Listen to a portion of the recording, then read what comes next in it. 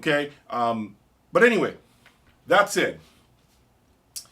I am going to go over some of the attributes that I heard in the room. Now remember, this is from my inside, from the inside of my room. This is not, YouTube has obviously compression, challenges, things of that nature. But I'm going to go and talk about what I heard in here, in my room. Okay? So, at a high level, let me go over these things. The system that I have behind me is a chemistry set for this particular exercise. We have the MSB DAC, the reference DAC with dual power bases, and we have the DCS Rossini with an external clock. These are, I'm going to go over 10 categories, 10 things that I wrote down, and I'm going to tell you which demonstration I preferred for me, without mentioning the name of the DAC. I'm going to go over them as far as what I heard in the room. All right. First category, soundstage depth and width. I gave the soundstage depth and width to demonstration number 1. Demonstration number 1 had a way of swallowing me completely. I felt that it was a tunnel of information. Okay. There was a feeling that was wall to wall, ceiling to floor. The soundstage was just massive with the first presentation. Okay. It really had, it was a bubble effect. So I am going to give that category to demonstration number 1. Next category, detail. Detail, in my opinion, was very close from inside the room, but I'm going to say that the last ounce and nuance of information that I found was always easily picked up by the first demonstration. I felt that with the first demonstration, I heard a lot more into the recording. There was a little more, again, more nuance, a little more poise. There was more happening there at times. These are by the way, these are minute things. These are not macro dynamics. The micro dynamics of the first presentation were better in my room. Okay, that doesn't mean presentation number 2 didn't have any. It did, but I just feel like the first presentation or demonstration just had a little more. It went a little farther with that category. Okay. Next category, clarity. When it comes to clarity, guys, I think both of them had an excellent amount of clarity, but I gave this particular category to presentation number 2. I felt that presentation number 2 had this clarity of like a CD.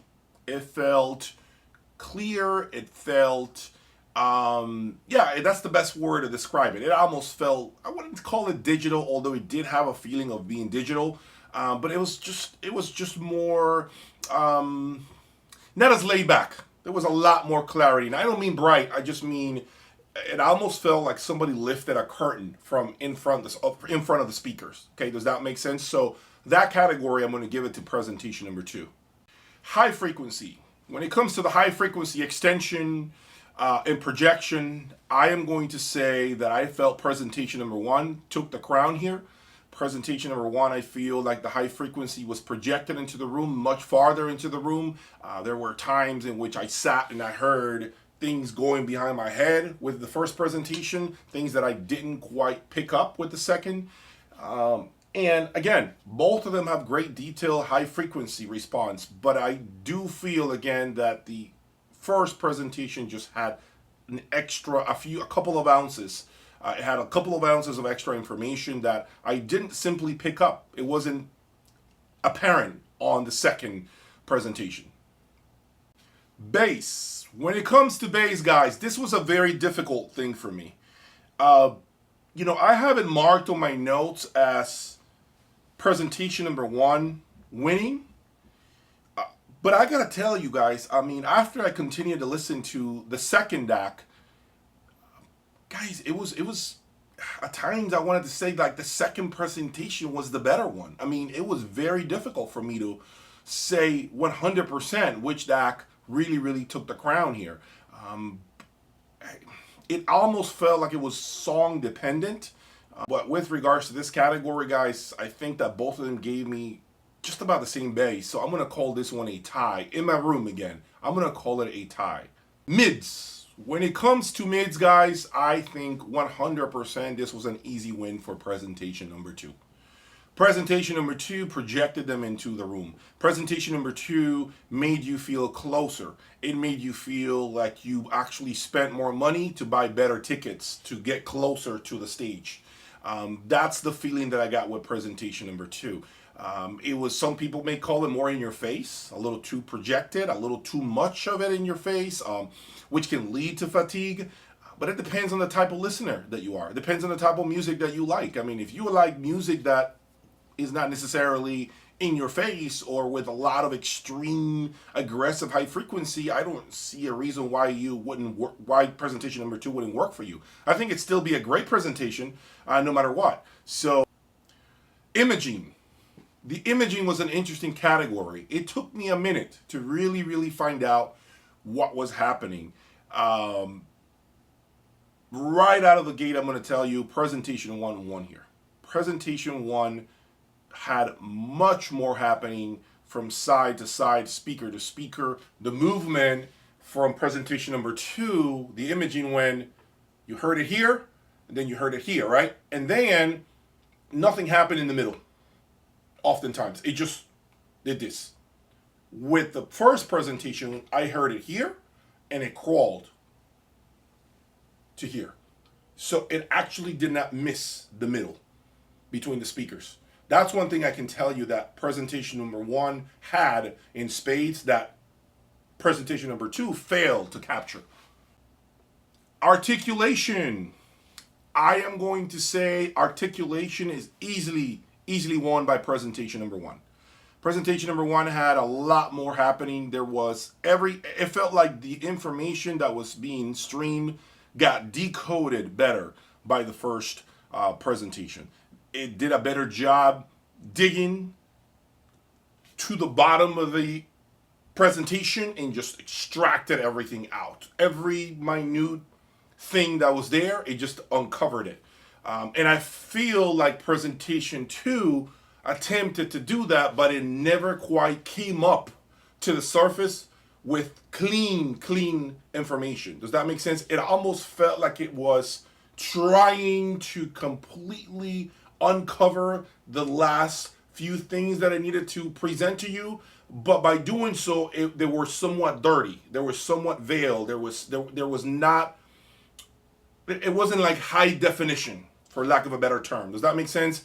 It was a little blurry and obscured. So that's how I feel. So this category goes to presentation 1.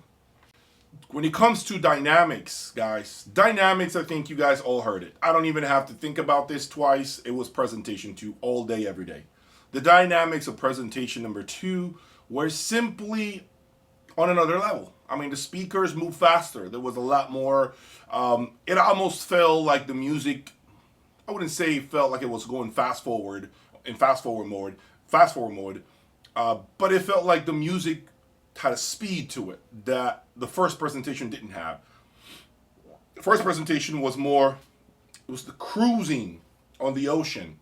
Second presentation was a speedboat on the ocean. It just traveled from point A to point B. And without a doubt, this category was easily won by presentation number 2. Decay. You know, decay, I am going to give the decay to presentation 1.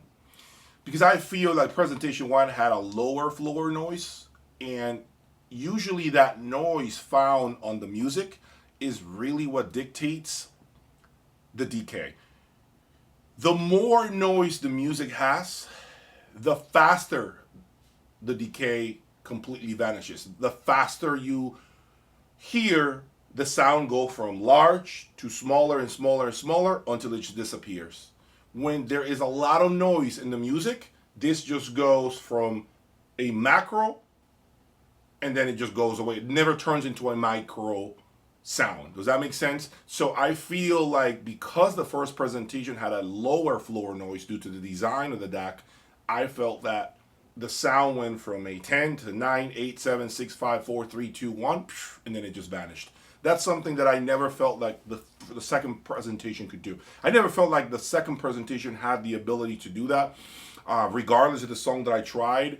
But keep in mind, it had second presentation had you engage because it did other things that were really cool, like the speed and dynamics in the slam.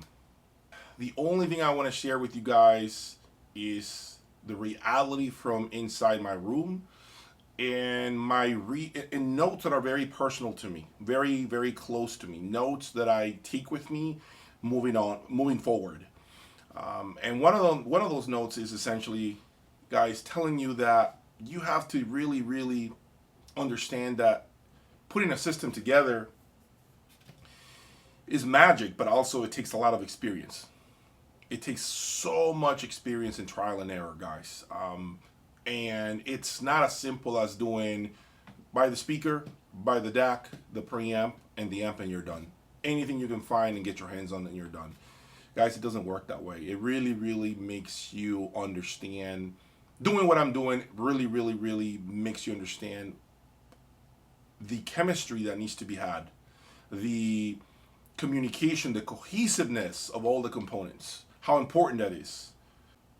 With that said, guys, the time has come for me to reveal the two presentations.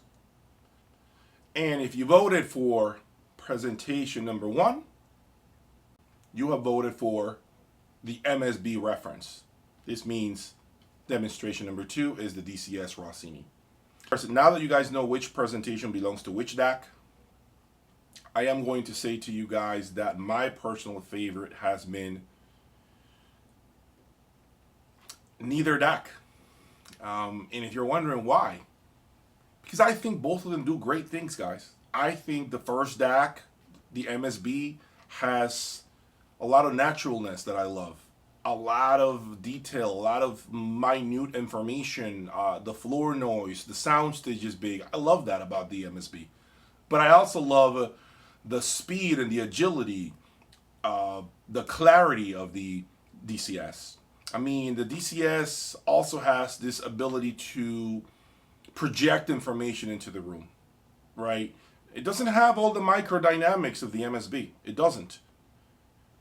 But it does give you, at least in my room, I feel that there is a little sense of more clarity with the DCS. And it depends on who you are. Are you looking for more clarity? Are you a person that just, you want to hear everything, every single thing crystal clear? If you want to hear that feeling of purity, I would say go for the DCS. Now, of course, let me make sure I'm clear. Speakers matter a lot for this. And remember, my Wilson XLFs, when they were created, I believe they used a DCS Vivaldi at that point in time to voice them. So, of course, that makes sense, right? This makes sense why a lot of you guys selected the DCS for this exercise, because there's a lot of synergy between both. Okay, but if you're looking to have a more of an organic feeling, you don't care too much about explosiveness. You don't care too much about this immediacy in your face and first row. You're more about feeling surrounded and completely drowned with information in a bubble effect type of feeling. Then I do believe you're a candidate for the MSB. I wouldn't call it warmer, but it certainly isn't towards the tonality of the DCS. So if the DCS is here, okay, the MSB is here. That's how I feel. The middle being neutral. So I'm going to call, I guess you can say, the MSB, I call it a little warmish. And the DCS, a little cooler sounding. Okay, now keep in mind, this shootout could easily be transformed if I use different power chords, if I use different interconnects, even different speakers. Maybe if I would have had the magical M6 here, the outcome would have been different. You all would have selected the MSB instead of the DCS.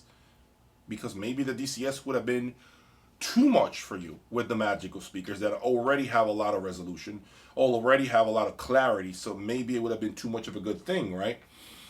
So, with that said, keep in mind that You are not wrong by choosing either deck. It doesn't matter what you selected. You have to ultimately decide what you're looking for. You cannot have it all, guys. I wish I could combine my two decks and turn them into the best deck there is, but this is why I'm probably going to hang on to both and keep them here, because I do not know where I'm going to go from these speakers. Whenever I move on from them, if it happens, I'm sure it will happen. I don't know when. I don't have any plans. But when that happens, I'm sure I'm going to have to, again, break out both decks and figure out which deck I like best. For now, I like both with these speakers. I really do. There's no ifs and buts about it.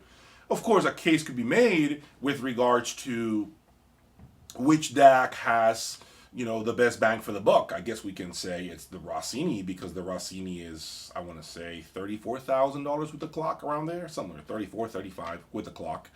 And the MSB is far more than that with the dual power bases. So, yeah, for the money, I would say, yeah, the DCS is going to be the better buy. There's no question about it. I mean, that's just, it is what it is. Now, does that mean that it's the deck to go for? No. That just means exactly what I said to you earlier. It's because of the nature of the beast. It's a DAC. DACs can only do so much with the streaming services. That's the bottleneck. Remember that. This is why you're always going to feel that maybe the DCS might be the better buy for the money, right? Because at the end of the day, they're both streaming, tapping into Tidal or, Qobuz or whatever it is, right? That you're streaming, they're tapping into that. Both of them are. So they're doing the same thing. The question would be, would the outcome be the same if I had music that was downloaded, right? DSD files, local network, and both of them were just grabbing them and doing their magic? Maybe, who knows if that would not be the same outcome, right? But when it comes to streaming, which is what we did, hands down, I still believe the DCS is going to be the better buy for the money. But doesn't mean the MSB isn't a machine that does things that the DCS is simply not capable of doing right now. Of course, could I get a DCS Vivaldi and compare? Yes, I could. But I have the Vivaldi, guys, and I think the DCS Rossini is an excellent machine. And it gives you a pretty good understanding of the DNA, that DCS DNA with clarity and speed and dynamics and slam and all of that. So keep that in mind going forward, guys. I hope you guys have enjoyed this shootout. I want to thank each and every one of you all for being part of this, for behaving yourselves, for communicating, for taking the time out of your day to listen to my presentations, to day in, day out, 3-4 times a day. I really thank you for that effort, guys. It really means a lot to me. It makes me want to continue to do a lot more shootouts under a controlled environment. And I'm sure there will be more. Right now, I do not know really what will be my next shootout. I have a couple of ideas, but maybe you all can give me some comments below of what shootouts you guys would like to see with some of the equipment that I may already have here, right? Anyway, that's all I got, guys. Thank you for your time. Please subscribe and stay tuned for more. Take care.